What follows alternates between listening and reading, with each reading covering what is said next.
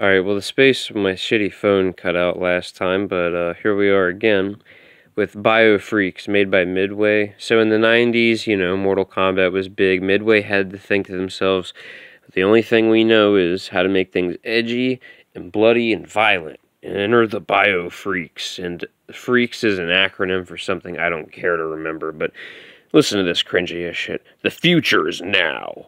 America and her government are in ruins after the techno-industrial civil wars. Technology has spiraled out of control and spawned a new breed of citizens, the Biofreaks. What set Biofreaks apart from the rest of the fighting pack is its use of 3D space, even though it doesn't really use it much besides having a trap in an area and a claustrophobic kind of fucking arena fighter. You're in 3D space. Move your fighter in any direction, fly around the levels using jetpacks, and make your moves while hovering, and spam projectiles because that's kind of the name of the game. It's an ugly 3D fighting game in the truest sense of the word. It controls like shit, looks like shit, it's ugly, there's only so many moves you're going to use, but it has this problem with oversaturation where every character has like 15 to 20 different special moves, so you gotta sift through all the garbage.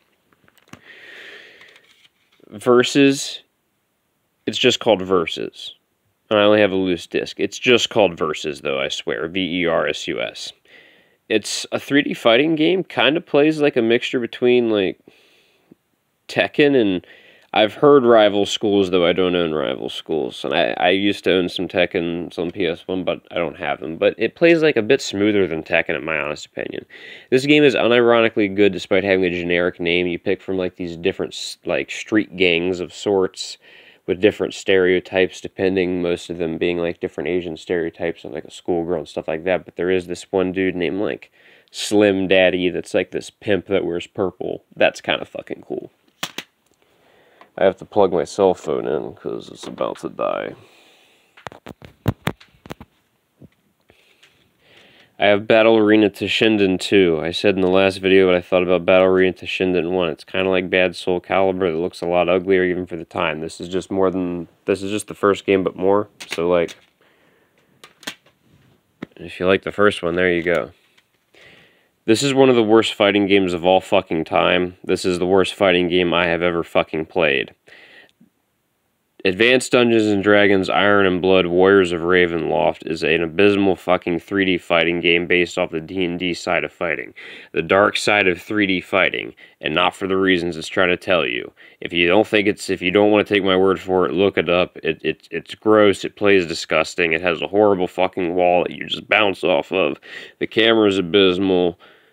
There's no music in the character select. I can just go on. It's disgusting.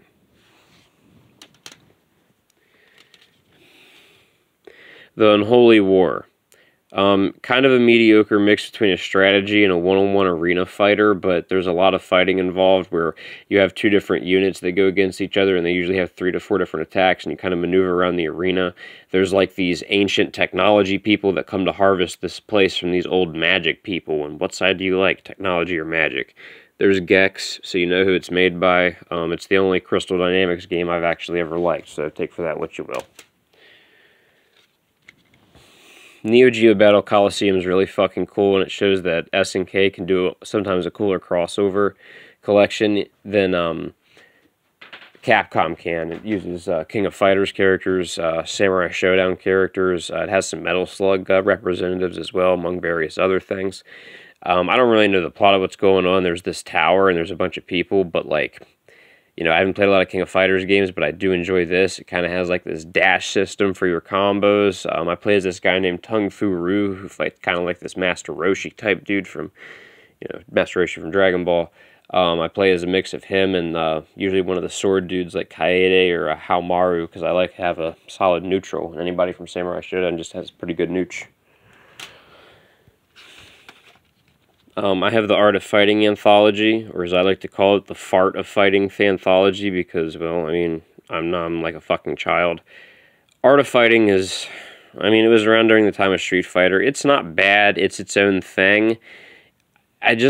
They feel stiff to play, and I don't like the way that the special moves correlate with the meter system and the taunt thing, where basically the beginning of the match is just you and the other asshole cramming on taunts so they can't do anything besides the vanilla moves. I'm not really a fan. I can see why they honestly ported all of these characters pretty much to King of Fighters, because Art of Fighting was not meant to stand the test of time. King of Fighters 11, I haven't played it yet. It could be good. I'll try it soon.